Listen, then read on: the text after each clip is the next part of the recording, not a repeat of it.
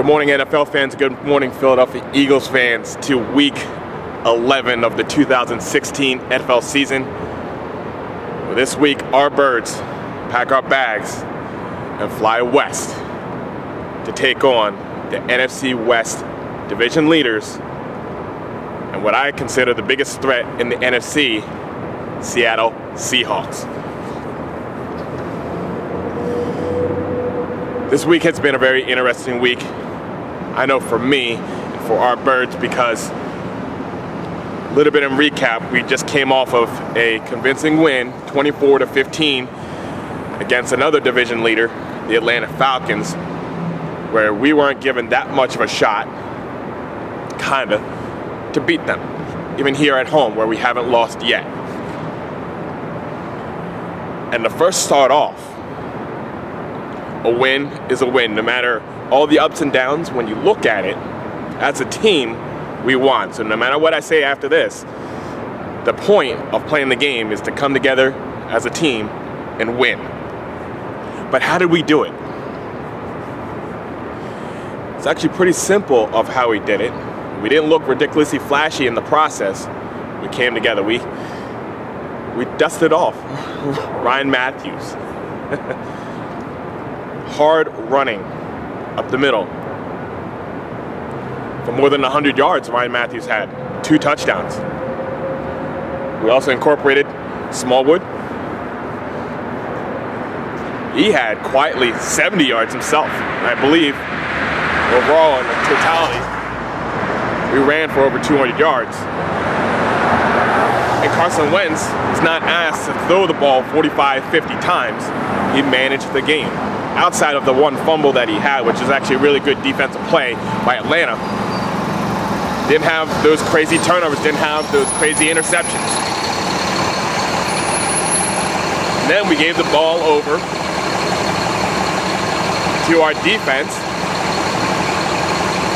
to hold the #1 offense in the league. Matty Ice, Matt Ryan, Julio Jones, and all the people that they have been scoring more than 30 points a game. And you know what? We held them to 15.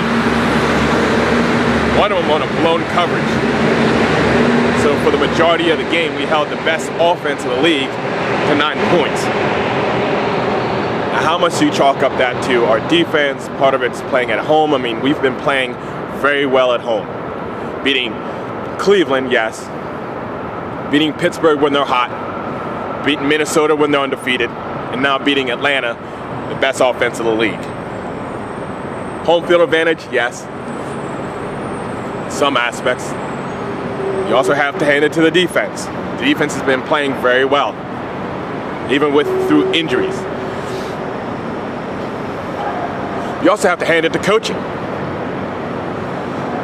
Doug Peterson actually coached well. We have to give credit where credit's due. It's easy for us to burn him when he goes for it on 4th down and it doesn't work out. But what about when he does certain things, little things sometimes, that turn into a bigger thing than we could ever imagine?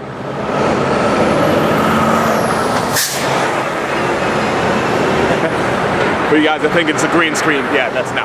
That's a huge truck passing me on North Broad Street. Anyway, Doug Peterson going for it. Going for 2. Turning into a 6-point game, and then going for the field goal that made it a 9-point game, changed the dynamic of what the end of the game looked like.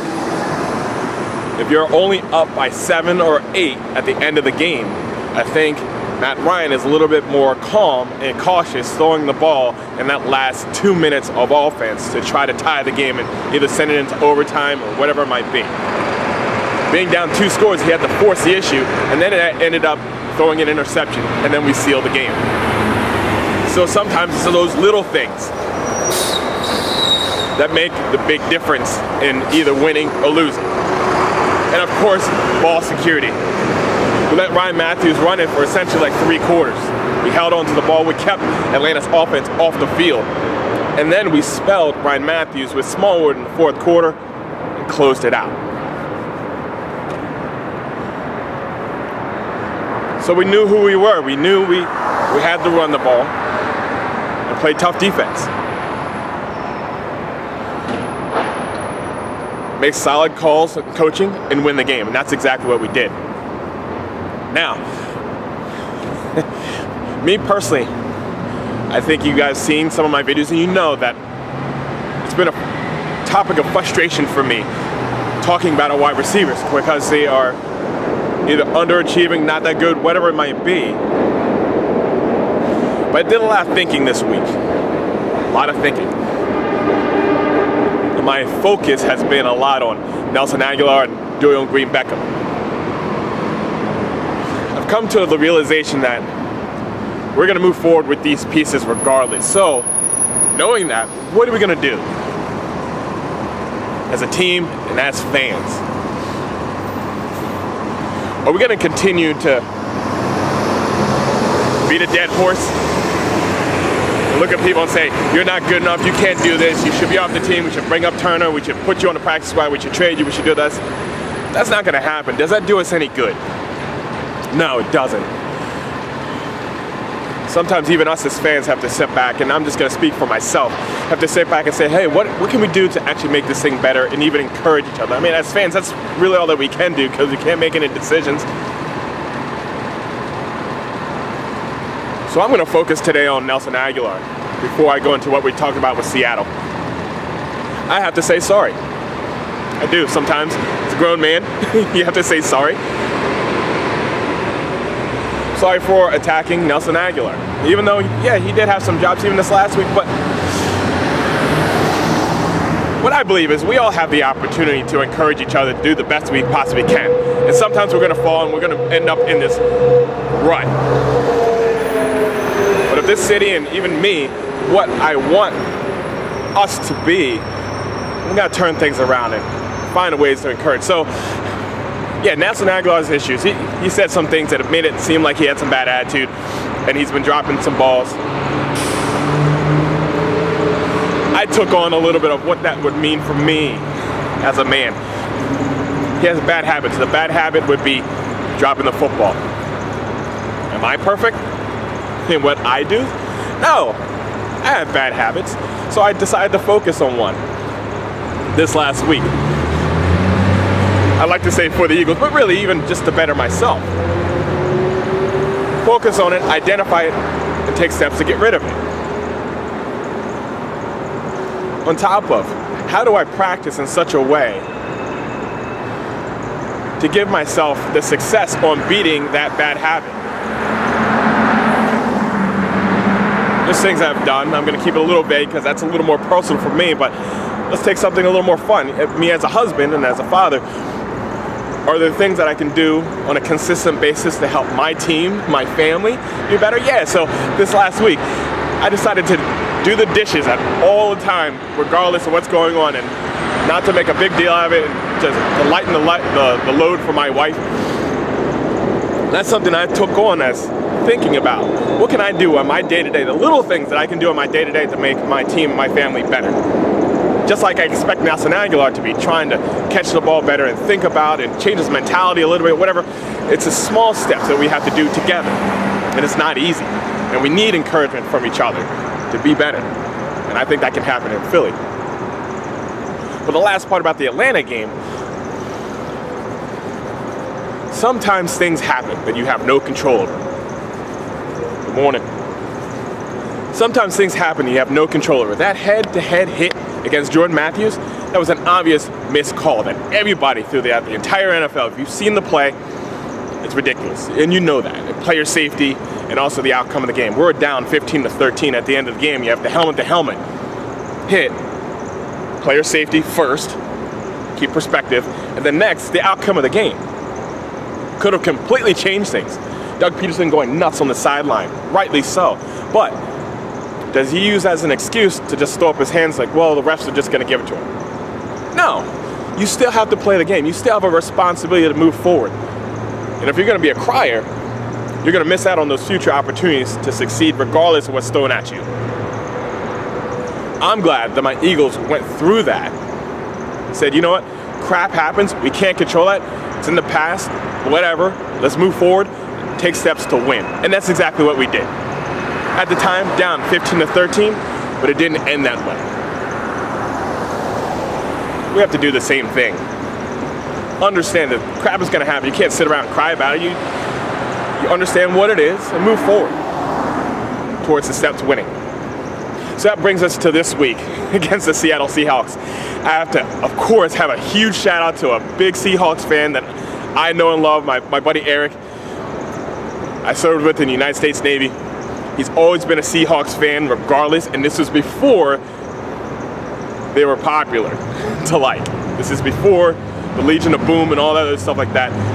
So Eric, good luck this week. Wife actually just came back from a vacation in Seattle. And me personally, I've been to Seattle. I actually like that city. I've met a lot of cool people from that area, and I really truly believe if you're a traveling Eagles fan this week, you're gonna enjoy the city. It has a ridiculously loud stadium. I've been there. Oh my gosh. That's impressive. But what are the keys to winning this game? I think it's a little bit of what we did against Atlanta. We have to know who we are. We are not a huge passing team right now. If Carson Wentz is throwing it 45, 50 times, it's not a good thing. It might not be flashy because Carson Wentz, yeah, he was throwing touchdowns at the beginning of the seasons. Last week, he didn't have any touchdown passes. But we won the game. So will we take that? Yeah. Do we have to argue about if he's a better quarterback than Dak Prescott? I don't care. I'm not looking to get accolades from the NFL on who's better or who's not on paper. I want my team to win, so we have a parade down here on Broad Street. That's what I want. So Carson Wentz, do what you need to do to win the game. Who cares about the stats? Shoot, Dan Marino had great stats. He never won the Super Bowl. So we have to run the football. That's what we have to do. We have to run the football right up the middle, not on the outside, because I have a great secondary. I mean, you got Richard Sherman and Cam Chancellor and Thomas. You can't mess with the secondary. You don't want to play to their strengths. You have to play some smash mouth football and say, hey, look, is our line and our tight ends and our running backs stronger than their line and their linebackers? It's that simple. But also, our offense has to trust our defense. Can our defense play hard against their offense like their defense is going to play hard against all offense? And I have to say yes, because we've proven it. We can do that. We've gone up against a lot of number one receivers. Who's Seattle's number one receiver? I mean, they do have some fast people like Lockett, Baldwin. Really what they have is chemistry. Seattle has team chemistry that they do very well because they've worked together and they work as a team. And then special teams, when it's this close, it might come down to special teams. And Lockett's actually very good, but Bonner has been doing very well in kick returning. So this is a complete game.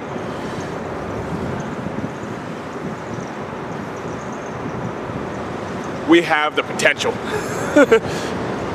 We've beaten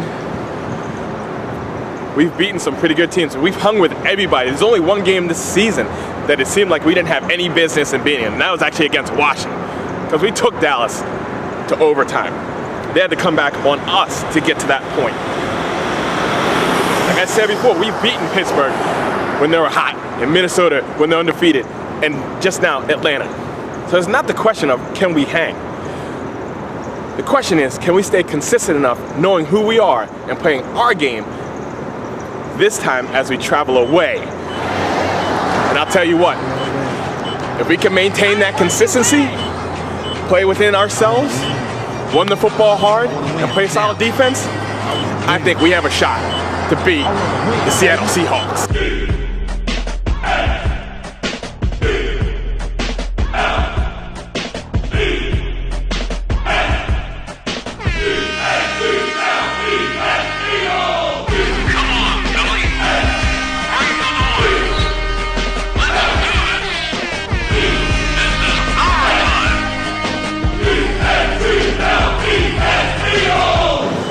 So let's head out to the west with our birds doing what we know we have to do.